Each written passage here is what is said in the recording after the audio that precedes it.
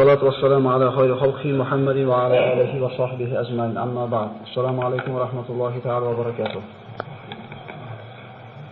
الله سبحانه وتعالى قرآن الكريم مرحمة قلده نحن نقص عليك أحسن القصص بما أوحينا إليك هذا القرآن وإن كنت من قبله لمن الغافلين. صدق الله العظيم. شنو أشرح قوله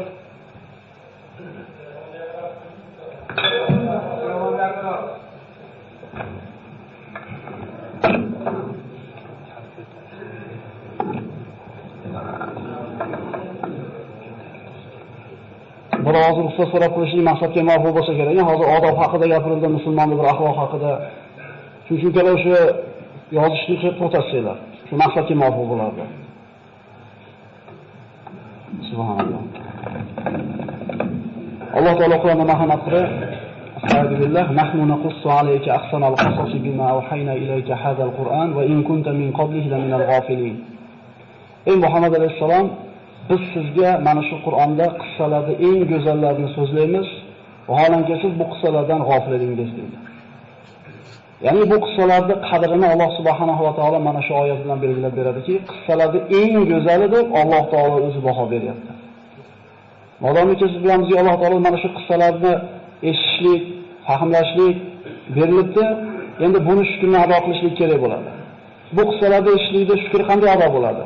Undan olingan ibratlarga hayotda amal qilishlik bilan bo'ladi. Shunda Alloh taolo aytadi: "Va izta'azzana robbukum la in shakartum la azidannakum." Agar mana shu menga bergan ne'matlarimni shukrni ado qilsanglar, ne'matimni ziyoda qilib beraman dedi. Alloh taolo ana shu shukrga ado qiladigan shokir bandalardan qilgan bo'lsin. O'tgan safargi suhbatimizda siz bilan mana Samud qavmiga yuborilgan Solih alayhisalom haqida gaplashgan bo'ldik. Va u qissadan bir qancha bu xulosalar olindiki, eng asosiy olinadigan xulosasi shuki, Alloh taolo bir bandaga la ilaha illalloh kalimasini, qalbiga iymon degan ne'matni berishlikni xohlamasa, insonga bitta emas, 100 ta tuyani toshdan chiqarib berganda ham so'yib yeb qo'yishaverar ekan. Ya'ni bu qissalarda agar biz Qur'ondan boshqa joyda eshitganimizda rostmikin deb shubhaga borishimiz mumkin edi. Lekin Qur'onda bayon qilinganligi uchun bularning haqligida shubha qilinmaydi.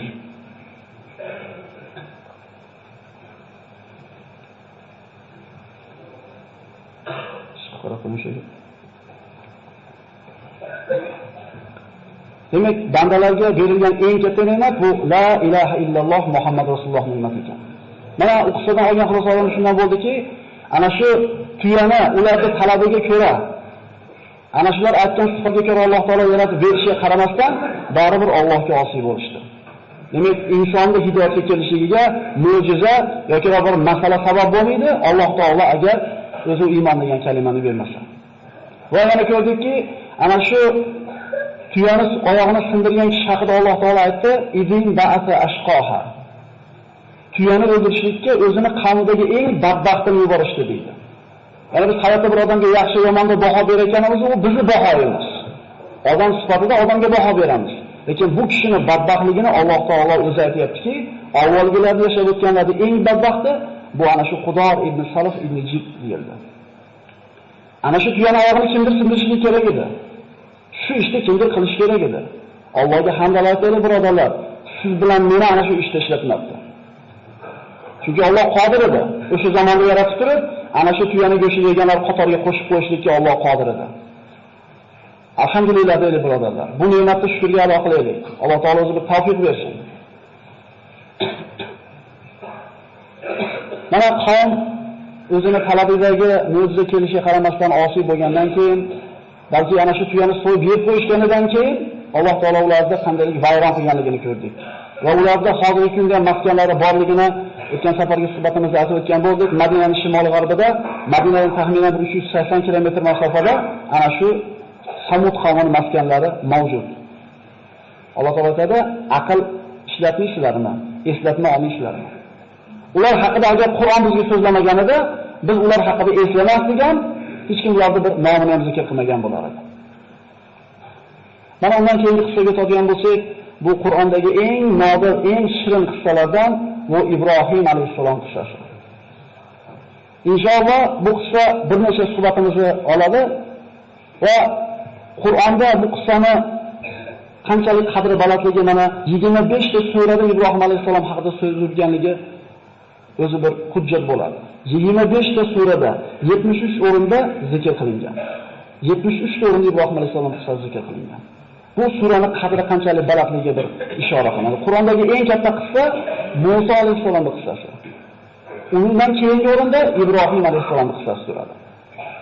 U kishi payg'ambarlarning otasi, ulul azm minar rusul bo'lgan ana shu payg'ambarlarning biri, Ibrohim Halilulloh. Qissani boshlar ekanmiz. Ibrohim alayhisolamning hayotidan eng katta oladigan xulosamiz u kishi Allohga tavakkul qilishlikda ustoz bo'lgan kishilar. Bugun ana shu Allohga qilgan tavakkulini agar vaqtimiz yetsa bittasi haqida ko'proq so'z yuritamiz.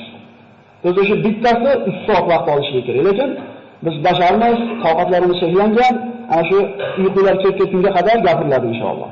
Bugun o'z ozgina kech qolyapmiz. Bismillahirrohmanirrohim. Solihlarning qavmi halok bo'lgandan keyin insonlar yana bir muddat tavhidda turishdi. Vaqt o'tishi bilan yana ana shu avvalgilarda oqibatidan ibrat olishlik insonlarga hayoldan ko'tarildi, esdan chiqarishdi. Alloh taolo mana shaytonga qiyomatgacha yashashlikka izn bergan edi, vasvasa qildi, yana insonlar shirkka, kufrga qaytishdi. Falastin, Falastin, Iroq, Misr hamma yerlarda insonlar yana kufrga qaytdilar.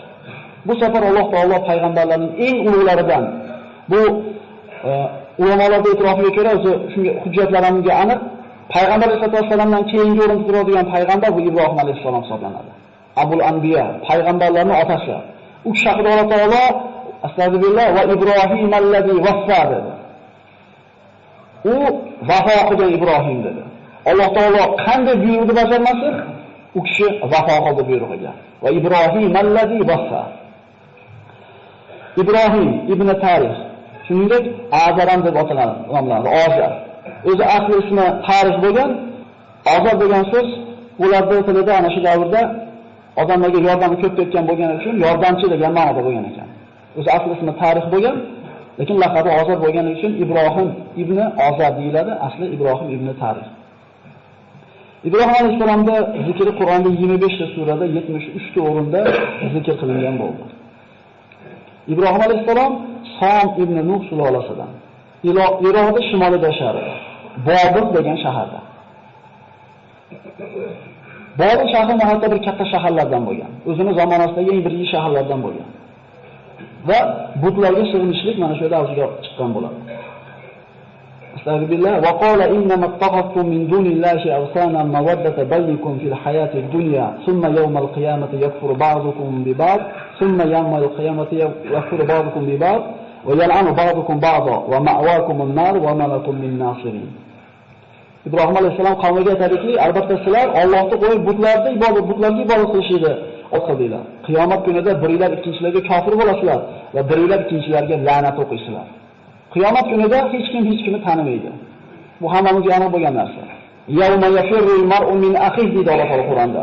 Kishi o'zini akasidan tanadigan. Otasidan, onasidan, bola chaqasidan tanadigan kun. إذ قال لأبيه وقومه ما هذه التماثيل التي أنتم لها عاكفون قالوا وجدنا آباءنا لها عابدين. İbrahim otasiga va qavmiga qarab aytdiki, bu sizlar sig'inayotgan timsollar, butlar nima? Sizlar e'tikof qilasizlar bularga. Ular aytdilar, otalarimizni mana shu butlarga ibodat qilayotganligini topganmiz va shu narsada davom etib ketyapmiz. Boshqa oyatda Alloh marhamat qiladi, إذ قال لأبيه وقومه ما تعبدون قالوا نعبد أصناما فنظل لها عاكفين قال هل يسمعونكم إذ تدعون أو ينفعونكم أو يضرون قالوا بل وجدنا آباءنا كذلك يفعلون. İbrahim otasi va qavmiga nimalarga ibodat qilyapsizlar deb so'radi. Ular aytdilar, butlarga, ularga ibodat qilishga davom etamiz. Ibrohim alayhisalom so'radi, sizlar duo qilsalar ular eshitadimi? Yoki sizlarga bir foyda yoki ziyon keltiradimi? Qavm javob berdi, otalarimiz shunday qilayotgan edi, biz ham otalarimiz ishini ota-bobomiz qilib kelayotgan ishlayapti-da, endi biz o'zimizni tilga o'giradigan bo'lsak, demak, bu shirk otalardan meros qolgan. Ibrohim alayhisalom ularni ogohlantirdi. Inson ilohga nima uchun sig'inadi aslida? Biror bir ziyonni undan qaytarish uchun, biror bir manfaatni keltirish uchun biror bir musibatni to'sishlik uchun ular hayotini tartibga keltirib berishlik uchun Allohga sig'inadi. Lekin bu butlar bularni birortasini qilishlikdan ojiz edi. Bu aloqalar na foyda keltira oladi, na ziyon keltira oladi. Ya'ni ba'zilarimiz hayotimizda shu bir o'rnashib qo'ygan bir shirkka o'xshagan bir narsalar bor. Tumorga o'xshagan yoki ko'zmonchoqqa o'xshagan. Bular zotida hech narsa qila olmaydi, agar Alloh xohlagan bo'lsa. Shuning uchun Alloh taolo aqlni nimaga bergan? Aqlni ishlatib Alloh taolo tanishlik uchun bergan. Ya'ni bu butlarga sig'inishlik, u narsalardan bir yordam kutishlik, taqana qoqib qo'yish, shunga o'xshagan ishlar bu shirkdan o'zi bo'ladi. وَلَقَدْ آتَيْنَا إِبْرَاهِيمَ رُشْدَهُ مِنْ قَبْلُ وَكُنَّا بِهِ عَالِمِينَ. Biz Ibrohimga hidoyatini ato etgan edik, bu haqida xabardor edik, biluvchi edik. Alloh taolo mana Qur'oni Karimda Maryam surasida zikr qiladi. Da'vatni otasidan boshladi Ibrohim alayhisalom. Da'vat birodarlar, Alloh diniga targ'ib qilishlik ko'chadan bo'lmaydi. Rasululloh sollallohu alayhi vasallam vahiyni qabul qilgandan keyin kimdan boshladi? O'zini xonadonidan boshladi. Shuning uchun biz avval bolaga bir gapni gapirishdan burun o'zimiz yaxshi amal qilgan bo'lsak, bizdan qiyomatda so'raladigan kishilar bu xonadonimiz. O'zingizlarni va ahli ayolinglarni, bola chaqanglarni jahannam o'tidan saqlab olinglar demadimi Alloh? Agar biz o'zimizga qaraydigan bo'lsak, o'zimizni o'rguvchi tarbiya qila olmayapmiz. O'zimizni ustimizda o'zimiz hukmron bo'la olmayapmiz. Endi birovga bir gagani qattiq tortayotgan mahal insof qilaylik. Xonadonimizga qaraylik. Namoz o'qimayotganimiz qancha, zikr qilmayotganimiz qancha, televizordan 20 ta soat chiqmayotganimiz qancha. Sho'ri o'zi o'zing ko'r deydi, og'rimasa boshqa ko'r deydi. Boshqadan talab qilishdan buni o'zimizning uyimizga qaraylik. Demak, Ibrohim alayhisalom kimdan boshlayapti? Otasidan. Mana shu kitobda Alloh taolo Ibrohimni eslaylar. Vaqtiki u o'zining otasini da'vat qildi va albatta u siddiq nabiylardan bo'lgan edi. Otasiga aytdi: "Otajon, nimaga eshitmaydigan, ko'rmaydigan va sizdan biror narsani nari qilolmayganga sig'inasiz? Ey otajon, albatta menga Alloh tomonidan ilm keldi, bu ilm sizga berilmagan edi. Menga ergashing, sizni to'g'ri yo'lga yetalayman. Ey otajon, shaytonga ibodat qilmang. Shayton Allohga, Rahmonga osiy bo'lgan edi. Ey otajon, albatta men sizga Rahmon tomonidan alamlantiruvchi azob kelishidan qo'rqaman va shaytonga do'st bo'lib qolishingizdan qo'rqaman." E'tibor bering. Otajon.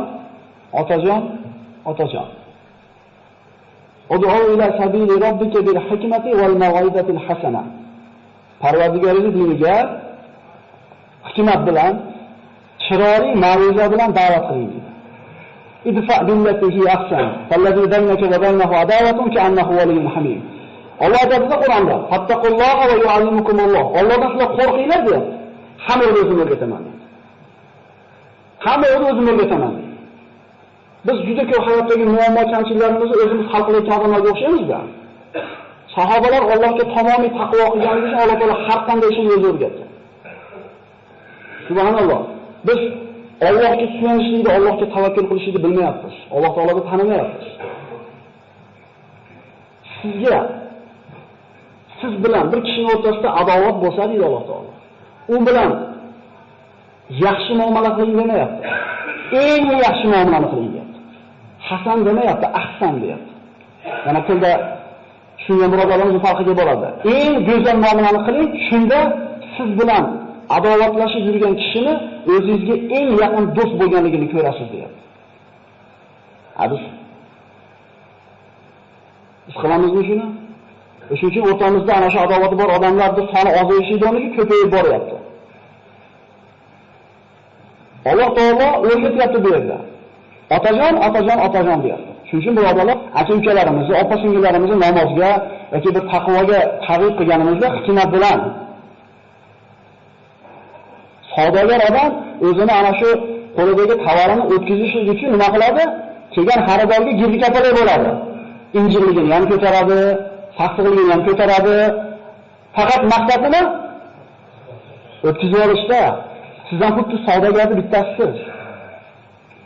Ana shu jannatda biletini taklif qilyapsiz shu odamga. Mana shu yo'l uchun jannatga kirasan degan narsa. Nimaga endi bitta dunyo matosini 3-4 so'mda topishlik uchun odamlarga yaxshiman gapni ko'taramiz-ku? Allohning diniga hidoyat bo'lishiga sabab bo'lib turgan paytimizda chidamaymiz. Buzib olish oson. Buzib yuborish oson, u tikkalashlik qiyin. O'shuning uchun birodarlar, dinga targ'ib qilayotganimizda hikmat bo'lsin, odamlar bilan shirin muomalada bo'lishlik kerak bo'ladi. Rasululloh sollallohu alayhi vasallamda Toifga borganda yosh bolalar toshbo'ron qilib haydaganda nimadir duo qildi. Eslaylik, ana shu oilalarida yorilgan holda salqinda o'tirganda, Nasroniy dinida bo'lgan Abdos kelganda qanaqa muomala qildi? Ey malaika, o'zi qiylanib turibman dedimi? Kelganda kishi qayerdan bo'lasan dedi? Naynavodanman dedi. Yunusning qavmidanmisan dedi. Nasroniy Abdos. Payg'ambarimiz axloqini, u qulidir, muomalasini ko'rib turib, sen Yunusni qanday taniysan dedi. U meni payg'ambar birodarim bo'ladi, men ham payg'ambarman dedi. Payg'ambarimiz ana shu, qanday bir 5 minut ketgan o'sha muloqotiga. Shu 5 minutda qalbini kasb qildi, iymonga keldi shu kishi. Toyib qavmi toshbo'ron qilib chiqargan, lekin payg'ambarimizning axloqi unga uzun olib kelgan edi. Ana shu toshbo'ron qilganlar o'zlari voqelanib qoldi. Bu Makkaning sayyidlaridan edi baribir. Ma uzunga olib borib berganda uzunga olib bordi, unga uzunga berishi asnosida iymon keltirmadimi? 2 og'iz shirin gap. Biz agar namozli birovlardan kichik bulg'or kelib olgan bo'lsak, boshqalardan shunday nazarimizda taqvomiz ko'tarilib qolgan bo'lsa, odamlarga shunga shafqat qilaylik. Bizlar o'shanday qachondir. Sizga de 4 qadam tashlagan bo'lsangiz, 1 qadam tashlagan odamdan talab qilolmaydi o'zidagi narsani. Oldinga qarang, bizdan qara 4 bunun qadam tashlab qo'ygan odamlar bor. Bizga ham chidashgan, bizga ham shinjiligimizga, bizga ham namoz o'qimaganligimizga sabr qilgan boshqalar. Shuni emasmi? Ibrohim alayhisolamning shuncha bir shirin gapirganligiga otasi nima deb javob berdi? Astagfirullah. Qala aragibun anta an alihati ya Ibrohim. Lan lam tantahi la arjumannak wahjurni maliya.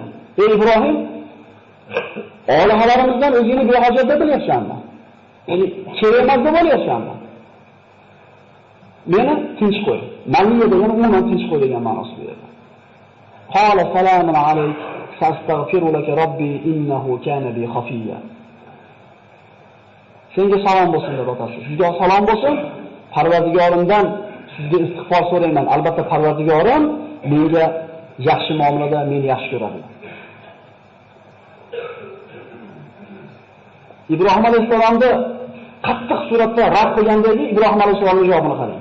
Allohdan kechirishini so'rayman sizga deyapti. O'lib ketmaysanmi demayapti bizga o'xshab. O'lib ketmaysanmi? Menga nima? Menga nima akalar? Biz da'vatni o'zimiz uchun qilyapmiz.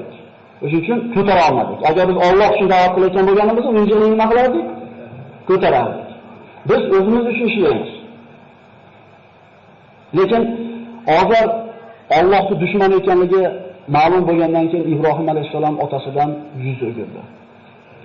Va ma kana istighfar Ibrohim li abihi illa an maw'idati wa'adaha iyyah falamma tabayyana lahu annahu aduwwun lillah tabarra minhu inna Ibrohim la'awwahun halim. Ibrohimning Parvardigoridan otasini kechirishligini so'rashligi va'da qilib qo'yganligi uchun bo'ldi. Endi qachonki u otasi Allohga dushman ekanligi aniq bo'lganda otasidan poklandi deydi. Albatta Ibrohim Allohun halim. Bundan shunday xulosalanadiki, mo'min odam kofirga Alloh gunohini kechirsin deb duo qilishligi shar'an harom hisoblanadi. Shuni hujjat olamiz bu yerda. Bir boshqa dindagi mushrik bo'lgan, kofir bo'lgan kishiga Alloh rahmat qilsin deyishi mumkin emas musulmon kishiga.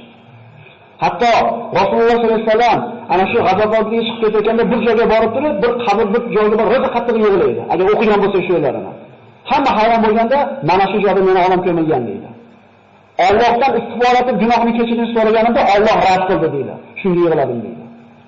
Muhammad alayhisolamning onasiga gunohini so'rab Allohdan duo qilganda Alloh taolo qaytargan munosabat. Agar mumkin bo'lganda Muhammad alayhisolamga mumkin edi, mumkin bo'lganda Ibrohim Halilullohga mumkin edi. Musulmon faqat musulmonga Alloh rahmat qilsin deyishlikka haqqi bor. Mana shu oyatga asosan innahu kana bi khafiya. Xafola bu qalbni muhabbat bilan to'lib toshishi. Alloh taolo Ibrohim alayhisolamni mana shunday yaxshi ko'rgan edi. Shuning uchun Halilur Rahman Allohning do'sti deb zikr qilinadi. Al-Hayla qalbni muhabbat bilan to'lishligi. Va a'tazilukum wa ma tad'una min dunillahi wad'u robbi asa an la akuna bi du'a'i robbi shaqiyya. Ibrohim alayhisalom qavmidan yuz o'girdi. Shu vaqtda yoshi 16 da bo'ladi, asr muoriflar. Nabiy bo'lgan ekan 16 yoshda. Bu Alloh taolo o'zining mulki ekan, xohlagan bandasiga beradi. Payg'ambarlik faqat 40 yoshlarda turib cheklab olmaydi. Chunki Iso alayhisalom 33 ga kirgan paytda Alloh taolo yuqori ko'tarib chiqib ketgan. Payg'ambar bo'lgan 33 yoshda, payg'ambar bo'lgan. Demak, 40 yoshda cheklab qo'yishimiz bu bizning ilmimizdagi ozgina noqisligi belgisi ekan. Ibrohim alayhisalom da'vat qilayotganda qavmini yoshi 16 da bo'lyapti, birodarlar. Biz 16 ga kirgan bolalarimiz da kallasida nima gap, nima so'z. Biz nima bilan to'g'izgan bo'lsak, ularning kallasini shu 16 yoshgacha shunaqa bilan to'lgan. 3 litrli bankaga nimani solsangiz, shu bilan to'ladi. Agar siz to'g'izmasangiz, to'g'izib ketadi ko'chadan. Hech kim uyida so'kinmaydi akalar. Qayerdan o'rgandik so'kinishni? Ko'chadanmi? Ana shu bankasiga, ana shu kallasiga biz kerak bo'lgan so'zlarni yozib o'sha papkalarni to'ldirib qo'ymasak, ko'chadan to'ldirib olyapmiz. Biz bolalarimizni jismini, kiyimini, qonini to'g'rishligi bilan boshidagi tomi bilan ovora bo'lyapmiz-ku, ana shu qalbi bilan ovora bo'lmayapmiz. Shunday emasmi? Ibrohim alayhisalom nima qilishni o'ylay boshladi. Astagfirullah va tallahi la'aqidanna asnamakum ba'da an tuwallu mudbirin. Ana shu shirkda asli manbai bo'lgan butlarni yo'q qilishni qasd qildi. Mana nozik bitta joyi shu bo'ladi, xulosa qilamiz. Ya'ni shu butlarni sindirib olsa, odamlar butga sig'inmaydi, 16 yashaydi, birodarlar. Yetib boryapti. Qasam Allohga dedi, sizlar bo'sh qo'yib qo'yganinglarda butlaringlarni parchalab tashlayman dedi. Buni yashirib o'tirmadi, oshkora aytdi. Ba'zi mufassirlar maxfiy qilganlar yo'q, Alloh taolo mana shu oyatga qaraydigan bo'lsak, oshkora aytganligi ma'lum bo'lyapti. Allohga qasam, sizlar butlaringlarni xoli qo'yganinglarda men sindirib tashlayman dedi. O'zi odatda ularning butlarxonasida hech qachon butlar yolg'iz qolmasdi. Subhanalloh, insonning aqli bir zoya bo'lsa shunday bo'lar ekanda. Butlarini oldiga ovqatlar daftarga qo'yishar. Ertalab qo'yib, kech payt barakatli qilib berishdi butlarimizni ko'tarib ketishar. Alloh taologa agar o'sha davrda yashaganimizda biz ham shuni to'g'ri ergashib ketsak kerak edi. O'shunga ham sanatlimizmi Alloh? Qavm mana butda oldin hech kim qolmas, bo'sh qoladigan holati yo'q deb aytdik. Qavmga bayrami bo'ladi. Ana shu bayramida ular butlarni tashab shaharning tashqarisiga sayl qilgan chiqib ketishardi. Va ovqatlarni qo'yishdi, sayl bo'ladigan kun tashab chiqib ketishdi. Ertaga hayit degan kuni qavm kechqurun tayyorgarlik ko'rishni boshlaydi, chiqib ketishlikka. Ibrohim alayhisolamni qarashuvda tayyorgarlik ko'rmaydi. Ibrohim nimaga sen tayyorgarlik ko'rmayapsan deganda hayotidagi birinchi yolg'onni gapirgan. Bu ham Allohning ikkinchi to'shqamiz. Yozib qo'yasizlar. Men dedi osmonlarga qarab dedi, ertaga kasal bo'lib qolishimni bildim. Men sizlar bilan chiqa olmayman dedi. Va laqad atayna Ibrohima rushdahu min qabl va kunna bihi alimin. إذ قال لأبيه وقومه ما هذه التماثيل التي أنتم حاكفون قالوا وجدنا آباءنا لها عابدين. yuqorida aytilgan mana oyat. Safat surasida Alloh marhamat qiladi. Fanazara nazratan fil nujum faqala inni saqim fatawallaw anhu birin. Yulduzlarga qaradi Alloh taolo, men kasalman dedi. Qavm uni xoli qo'yib chiqib ketdi. Qavm Ibrohim alayhisolamni tashlab chiqib ketgan paytda Ibrohim alayhisalom butlarning oldiga qo'lidan shu boltani yoki bir aslobini olib bordi. Butxonada hech kim yo'q. Faraga ila alihatihim faqala ala ta'kulun ma lakum la tantiqun faraga alayhim darban bil yamin. Butlarga qaytdiki, yolg'iz qolgan butlarga yemaysizlarmi? Hech kim javob qaytarmadi. Nimaga gapirmayapsizlar? Va ana shu qo'lidagi narsa bilan ularni urib, parcha-parcha qildi. Alloh taolo mana boshqa oyatda marhamat qiladi. Faja'alahum juzadan illa kabiran lahum la'allahum ilayhi yarji'un. Ularni parcha-parcha qilib tashladi, faqat kattasini qoldirdi. Undan kelib so'rashliklar uchun. Ana shu katta butni bo'yniga qo'lidagi boltasini yoki ana shu asbobini ilib qo'ydi. Qavm qaytib kelgach ko'rishdi, faqbalu ilayhi yazifun. qalu man fa'ala hada bi alihatina innahu la min az-zalimin. Ular uchun eng bir musibatli ish bo'ldi. Ular necha yuz yillardan beri iltimos qilib kelayotgan butlari parchalanib ketgan va butlari o'zini himoya qilishga qodir bo'lmadi. Bizi butlarimizni, bizi olihalarimizni kim bunday qildi? Albatta o zolimlardandir. Shunda aytishdiki, qalu sami'na fatan yadhkurukum yuqalu lahu Ibrohim. Ibrohim degan bola ana shu butlarni sindiraman deb tahdid solib yurar edi. Ibrohim qilgan bo'lsa kerak deyishdi. Demak, oshkora aytganligi mana shu aytgan ham aniq bo'ladi. Bekitmaganligi. Fa'tu bihi ala ayunin nasi la'allahum yashhadun. Olib odamlar ko'rsin, muhokama qilaylik. Bobil ahlini hammasi Ibrohim alayhisalomni muhokama qilishlikka jamlanishdi. Ibrohim alayhisalomga shu kerak. Da'vatni yopiq yetkazmoqchi bo'ldi. Vaqtdan ozgina bir ehtiyot qilgan ma'noda oyatlarni tarjimasini aytib ketaman. Oyatlar yozilgan. Agar bir hujjat kerak bo'ladigan bo'lsa, kelasiz ko'rsatib qo'yamiz inshaalloh. Shu vaqtda tejashli niyatida o'zbekchasini aytib ketaveradi. Ular aytishdi, Ibrohim, bularni sen parchaladingmi? Ibrohim alayhisalom aytdi, yo'q dedi. Mana bu kattasi qildi dedi. Nima bo'lyapti? Ikkinchi marta yolg'on gapiryapti. Birinchi yolg'on ham Alloh uchun bo'lyapti. Ikkinchi yolg'on ham Alloh uchun bo'lyapti. Uchinchi yolg'on ham Alloh uchun bo'lgan, lekin qo'rqar ekan qiyomat kunida. 3 marta yolg'on gapirgan aniq, 3 marta soni ham aniq. Biznikini soni aniq bo'lmagandek.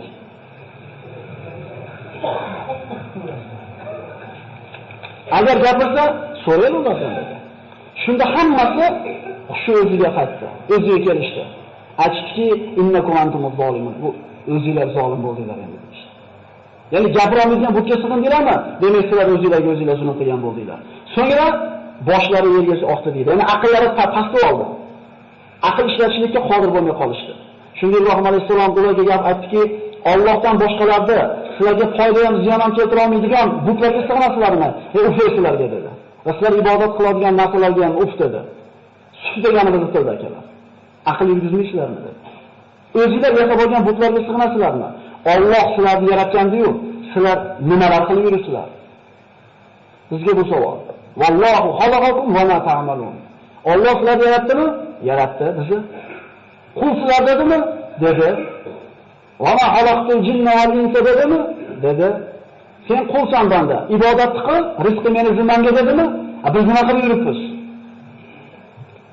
Ulamolar aytadi, bandani ishi ajablanarli deydi. Alloh o'zini kafilligiga olgan narsani inson o'ziga yetkazib yuboradi-da, rizqini. O'zining yerga tashlab qo'ygan ibodatni Allohga qaytarib qo'yadi deydi. Bunday bo'lganida nima qilib qo'yishyapti? Rizqi meni bo'limga sen ibodat qil desa yo'q deyapti. Men rizqini topmayman, ibodat qilmaganimga kechirasan deyapti. Alloh sizlarni yaratganda nima qilyapsizlar deyapti Alloh. Shuncha hujjat, shuncha dalil, shuncha ochiq mantiqni ko'rib ham qavm o'zgarlik qildi. Ularni ana shu olihalarning sinib ketishligi o'zi eng katta ish edi, lekin shuncha narsadan keyin ham ular iymonga kelishni xohlashmadi. Qalibun alahu bunyanan falquhu fil jahim. Ibrohim alayhisalom bilan tortishlikka majol topsholmay qolgandan keyin, hujjat dalil bilan yeng olmagandan keyin kuch ishlatishdi. Kuch ishlatishlik botil taraf tomonidan bo'ladi. Mutahamlik qilasiz-ku, yengilib qolayotganingizni aniq bo'lganda. Mushtlishga tushirasiz. Ya'ni bular ham mana shu hujjat dalil keltirishdan ojiz bo'lgandan keyin aytishdiki, unga bir bunyon qilinglar-da, uni o'tga irg'itinglar dedi. Ibrohim alayhisalomni himoya qiladigan birorta odam yo'q edi. Mana darsimizning eng bir manzil joyi akalar. Buyurildi. Butun Bobil ahli, katta, kichik, erkak, ayol, yosh, qarisi o'tin jamlashdi. Birorta odam yo'q Ibrohim alayhisalomga qo'ylar endi, yosh ekan deb qo'yadigan. Lekin Ibrohim alayhisalom xotirjam. Ana shu toshlarni yig'ishib bir hovuz qilishdi. O'tinni to'plashdi. Butun bir shahar ahli to'plab, olib kelgan o'tin qancha bo'ladi? Juda katta bir binochalik o'tin bo'ldi. Tandirga qo'yayotgan paytingizda to'rtta cho'pni ko'proq tashlab olsangiz, dalati yonsa 1-2 metr berib turishga to'g'ri kelgan. Bu yerda hamma qo'yayotgan, vallohu alam. Endi butun vaqtni tashlab olsangiz qana bo'lardi. endi mana shu binochalik o't yongan paytda uni oldiga qancha darajada yaqin kelish mumkin? Yaqin kelamaganligidan, o'tni kattaligidan manjani hisob kelishdi. Ya'ni ana shu qadim zamonlarda qasrlarga tosh uloqtiradigan asvotda arab tilida manjaniq deydi. Ibrohim alayhisolamni oyoq qo'lini bog'lab, ana shu manjaniqni kapkiliga o'tkazishdi. Birorta odam yo'q, qo'yinglar deydigan. Ibrohim alayhisolam xotirjam. Shunda Rasululloh sollallohu alayhi vasallam mana Imom Buxoriy rivoyat qilgan hadisda aytadi, Ibrohimni ana shu Allohga uloqtirishayotgan paytda o'qigan duosi: Hasbunalloh va ni'mal vakil. Allohning o'zi bizga kifoya. Faqat unga suyanamiz. Unga tahdid qilishmayapti, unga qo'rqsa qilishmayapti. Hozir o'tga uloqtirib olishi aniq. Birorta yordamchisi yo'q. Lekin qalbning holatini ko'ring. Tavakkul tamomiy. Hasbunalloh. Bizning ishimiz Allohning qo'lida. Ya'ni Allohga aytgandan boshqa narsa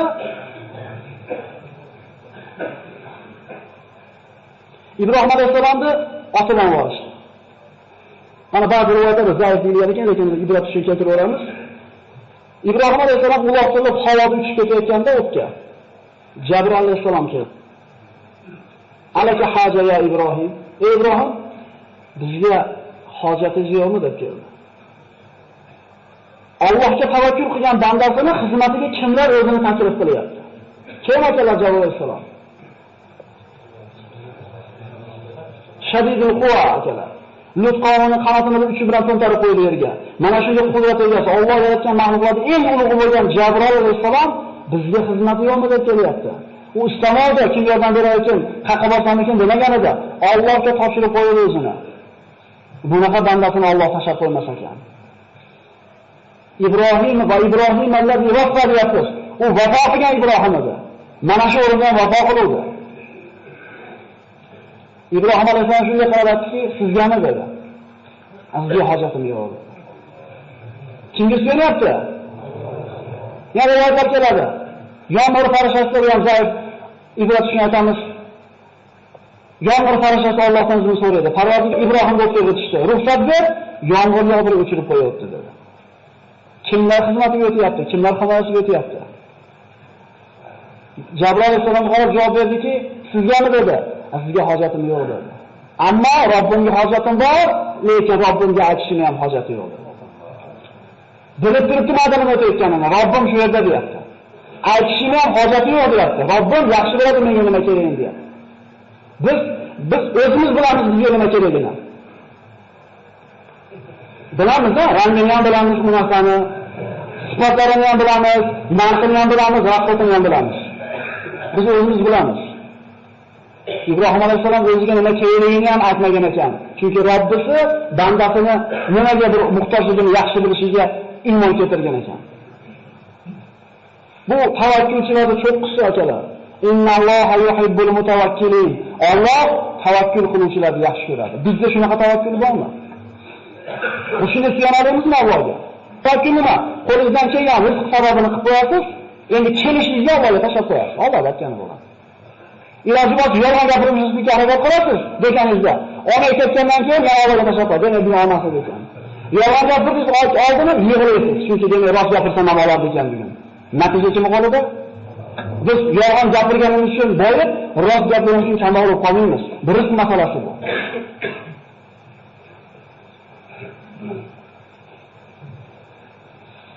Tavakkulchilarning ustozi kim ekan?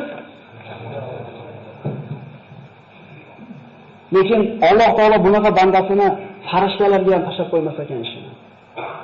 Aytdiki, Alloh tavakkul qiluvchilarni, o'ziga suyanuvchilarni yaxshi ko'radi dedik. Yaxshi ko'rgan o'g'limizga, yaxshi ko'rgan qizimizga savob-shabodan avo ko'rmaymiz-a? Alloh taolo rahim degan, shafqat degan sifatini yuzga bo'ldi deyiladi hadislarda. Shundan bittasini dunyoga chachib qo'ydi deydi. Bittasi chachilganda shuncha insonlar, shuncha hayvonlarni chayon bolasini chaqib qo'ymaydi. Eshkana tuxumdan chiqqan bolasini chiqarib qo'ymaydi. Yitqish sher bolasini shu etlab qo'yib borib qo'yadi. Hattoki hammasini g'ofil ota emizli bolasini orqasiga yotqizib qo'ysa nima bo'lmaydi? Boslamaydi. Bu nima sabab? Alloh mehrni joylab qo'ygan qalbiga. 100dan 1 mehrni berib qo'yganda insonlar chachilgan shuncha rahmat uchun Alloh taolo shu 100 rahim shafqatning egasi bo'lgan Parvardigor yaxshi ko'rgan bandasini tashlab qo'yar ekanmi? Va man yatawakkal alallohi fa huwa hasbuhu. Kim Allohga tavakkul qilsa, g'amini Allohga topshirsa, bu odamning hisobi Allohning zimmasiga emasmi? Biz shunga tavakkal qilyapmizmi Robbimizga? Biz Robbimizni taniymizmi shunchalik? Hammamiz Allohga topshirib qo'yishlik darajasida taniymizmi? Shuning uchun g'am tugamayapti aslida. Bir qisqa 2 kerak bo'lyapti, 2 qisqa 5 kerak bo'lyapti. Chunki teva bilan aloqamiz zo'r emas. Ibrohimning o'tga uloqilgan ham Alloh deyapti, tushib ketgan ham Alloh deyapti. Alloh taolo bu bandasining ishini hech qaysiga topshirmadi. Allohning ishi bu kabi farishtalar ham tez bo'ldi. Qulna ya naru kuni bardan va salaman ala Ibrohim. Fa'aradu bihi kaydan faj'alnahum al-asfalin. Biz aytdik, ey o't, Ibrohimga sovuq bo'ling va salomat bo'ling. Uni kuydirish kerak bo'lgan o't Alloh taoloning mulki emasmi? Alloh taoloning quli emasmi? O't kuydirmaydi birodarlar. Pichoq kesmaydi. Agar Alloh ulardan bu qudratni olib qo'ysa. Demak, zotida bu narsalar hech narsa qila olmaydi. Shunday emasmi? Abdulloh Domla aytadi mana shu oyat sharhida. Agar Alloh taolo o'tga sovuq bo'ling deb turib, salomat bo'ling demaganida, o'tga sovug'ini ziyon tegib qoladi Ibrohim dedi. Ko'rasiz, Alloh taolo qanday bu bandasini mushkulini oson qilyapti. Chunki topshirganda g'amini, natijani o'ylamayapti. Nima qilgan demayapti, Allohga tavakkul qilyapti. Ibrohimga makr qilishdi, Ibrohimga hiyla qilishdi, bas o'zlari ular xor bo'ldi, past bo'ldi. Ular ko'rib turishdi o'tga tushganini. Ibrohim alayhisolamning oyoq qo'liga bog'langan iplardan boshqa hech narsa kuygani yo'q. Subhanalloh azza va jalla. O't o'chdi. Ibrohim alayhisolam chiqib keldi. Ularning ko'z oldida buyuk mo'jiza yuz ko'rsatdi. Lekin iymon keltirdimi? Yana qaytaryapmiz, bu darslarimizda bitta xulosasi bor. Bizga Alloh iymon degan ne'matni bergan, qadriga yetishimiz kerak. Chunki ko'zingiz oldida bir odam o'tdan tutun chiqib kelsa, bu hech qanday sehr emas edi bu. O'tni o'zlari yoqqan edi, oyoqni o'zlari borib o'zlari otgan edi.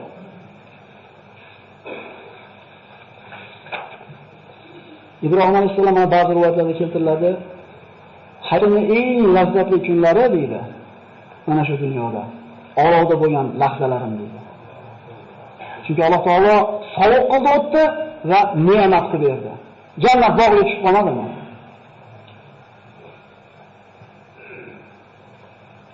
Qavm shundan keyin kofirligicha qolaverdi.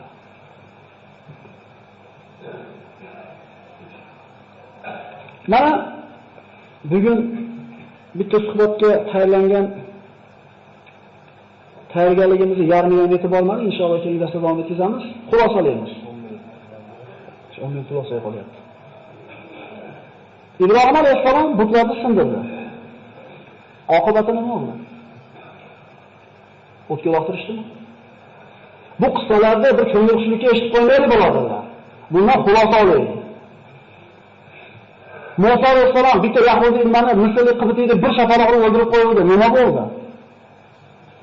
Qavmini tashlab chiqib ketdimi? Ibrohim alayhisalom but sindirib qo'ydi. Nima bo'ldi? O'tga uloqtirdimi? Alloh taolo bizga o'rgatyapti. Ey musulmonlar, bir ishni qilishdan burun oqibatini o'ylaylar. Agar shu qiladigan ishlarda oqibatida ziyon keladigan bo'lsa, qilmaylar deyapti. Tushunarlimi? Odam alayhisolamda bir rivoyatda shuna bir chiroyli farzandlar qilgan 5 ta narsa bor ekan. Shu bilan bugun tugatamiz inshaalloh suhbatimizni. Odam alayhisolam mana shu vafotga yaqin bo'lganda bir rivoyat ekan, endi bu ham ibratlanadigan. Farzandlarni yig'ib turib aytgan ekanki, ko'zi og'lashgan bo'lsam deb qimillab olsanglar, sal qonalanib uyqu yosiladi. Mana bir shirin joy keldi-da. Nasiba bergim kelmayapti. Farzandlarim to'plab aytgan ekanki, bolalaringizga aytinglar, yana biz otamiz aytyapti. Dunyoda xotirjam yashashmasin. Chiqib ketishligi haqida xotirjam bo'lib qolishmasin. Dunyoga musofirligi esdan chiqmasin. Biz dunyoda abadiy yashaymiz deb xotirjam bo'lmasin. Chiqib ketishligini esdan chiqarib qo'yishmasin. Agar men ham jannatdan chiqib ketishim mumkinligini esdan chiqarmaganimda, menga yetgan musibat yetmasmidi ekan? Alloh taolo aytganmidi? Mana bu jannat. Vaqtdan boshqa gaplashganmiz, eslasanglar. Sen yaram ochgan qolmaysan, chanqamaysan, qilmaysan deganmidi? Yana mumkin emas daraxt dedi. Mana u dushmaning dedi. Oddiy edi. Mana dushman mana daraxt bo'ldi. Lekin esdan chiqarib qo'ydiki, jannatdan chiqib ketish mumkinligini. Shayton nima deb o'yladi? Sizlarga abadiy mulkni, bitmas hayotni beradigan daraxt ko'rsataymi dedi. Jannatda nima kerak bo'ldi birodarlar bu narsani? Sizlarga Robbinglar farishta bo'lib qolishingizni xohlamadi, shuning uchun mana daraxtdan yemanglar dedi. Farishta bo'lishinglar kerak bo'ladi. Unda jannatda nima qiziq qoladi? Erkak ayollik bo'lmasa, ovqat yeyish bo'lmasa farishtalardaqa. U jannatda nima qiziq qoladi? Kerak emas narsalardan qo'ymadimi? Dunyodan chiqib ketishini farzandlarilar esdan chiqarmasin. Chunki men esdan chiqarib qo'ydim, musibat yetdi menga. Ikkinchi nasihati. Bir ishni qiladigan bo'lsanglar dedi. Bu otamizning nasihati birodarlar. Oqibatini o'ylaylar. Shu ishda oqibati nima bo'lishiga haqida fikr yuringlar. Agar men shu mevani yeyishdan burun nima bo'lishini oqibatini o'ylaganda ehtimol yemasmidimikin? Ehtimol jannatdan quvilmasmidimikin? Bu hayotiy tajribasini gapirib beryapti birodarlar bizga. Bir ish qilishdan burun oqibatini albatta o'ylaylik. Nimaga olib boradi? Bu yaxshilikmi, yomonlikmi? Menga shu narsa to'g'ri ko'rindi, qilaman, aytib olaman, keyin nima bo'lsa bo'lasin deyilmaydi. Rasululloh sollallohu alayhi vasallam bu ishlarni qilgani chiqarsini. Rasululloh qodir edi, Hamzaga bor Abu Jahl o'ldirib keldi ishlikka. Umarga qodir edi aytishlikka bor, Abu Sufyon bo'g'ib qo'ydi ishlikka. Buyurdimi? Rasulullohga ergashmaymizmi? Musulmonlar qancha aziyat ozod chekkan bo'lsa ham sabr qilmadimi? Alam tara ilal ladina qila lahum kuffu aydiyakum aqimus solat. Ko'rishlar Alloh taolo. Shunda kishilarniki biz ularga qo'llarni kiyinglar, namozini o'qib sabr qilinglar dedi ularga. O'ylash kerak oqibatini bir ish qilishdan, bir gapni gapirishdan burun. Uchinchi nasihati, bir ish qilishdan burun maslahat qilinglar deydi. Aql egalari bilan. Bilimdan bo'lmanglar, hammalar o'zlaricha deyapti. Bu shunaqamizki, shu ikkita kitobni ko'rib olgan bo'lsalar, ikkita hadis o'qib olgan bo'lsalar, olim bo'lib qolyapmiz. Shunday emasmi? 20 ming rubodan qarasangiz, mana shu yerda o'tirganlarda bir 10 dan biri ko'rinadi. Kattaroqda qarasangiz, ko'proq ko'rinadi. Shunday emasmi? Endi olib tashlasangiz, hammasi ko'rinyaptimi? Mana shu turda ilm bo'ladi. Ilm o'qiringlar-da. Kamroq gapiradigan bo'lib qolamiz. Kamroq fatvo berib, kamroq odamlarni taqaydigan bo'lib qolamiz. Bu bizning ilmsizligimizdan. Hali bir sport sessiyasiga bitta odam borib, ikkita turgan bo'lgan bo'lsa, to'g'ri kelgan odamga oyog'ini ko'taradigan bo'lib qo'ygan bir davrlar. 2 marta 3 marta chati egandan keyin, hayotda tajribasi ortgandan keyin nima qiladi? Agar o'sha chatini yemasdan turib, oyog'imizni pastroq qilib yuraveradi. Chunki sizga o'sha oyoq ko'targanlar bo'lgan. Demak, maslahat qilinglar.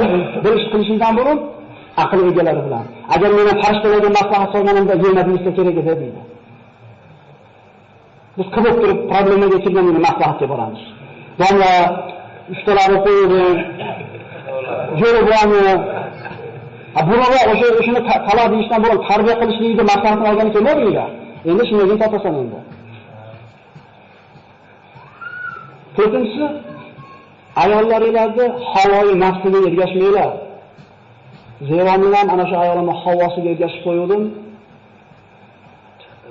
Havoyi nafsiga ergashmanglar deyapti. Ar-rijalu qawwamuna 'alan nisa. Erkaklarda ayol Rasululloh rahbar qilgan. Erkak degan.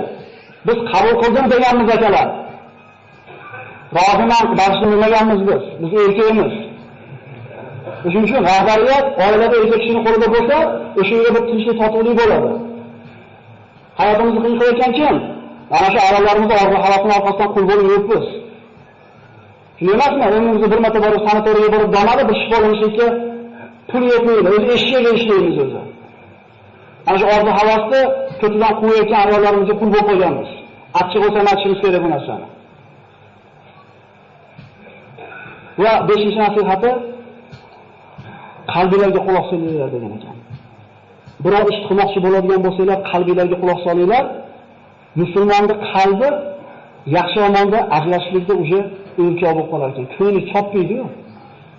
Bolalarida ishda, qissa bolalarida bari ko'nglingiz o'ynayapti-da. Men shu mevani yeyishlikka jazm qilganimda qalbim bir iztirobga tushgan edi.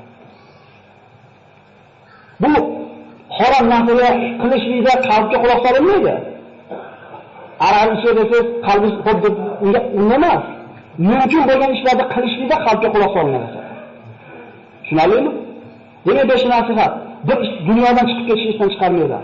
Ikkinchisi, bir ish qilishdan va oqibatini o'ylaylar. Uchinchisi, maslahat qilinglar. Havoy nafsiga ergashmanglar ayollaringizda va qalbingizga quloq solinglar.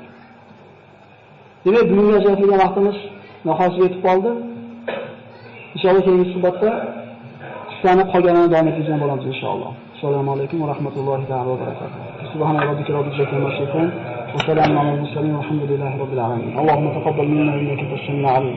اللهم إنا نعوذ بك من المشرك بك شيئا نعلم ونستغفرك لما لا نعلم إنك أنت علام الغيوب وصلى الله تعالى على خير خلق محمد وعلى آله وصحبه أجمعين.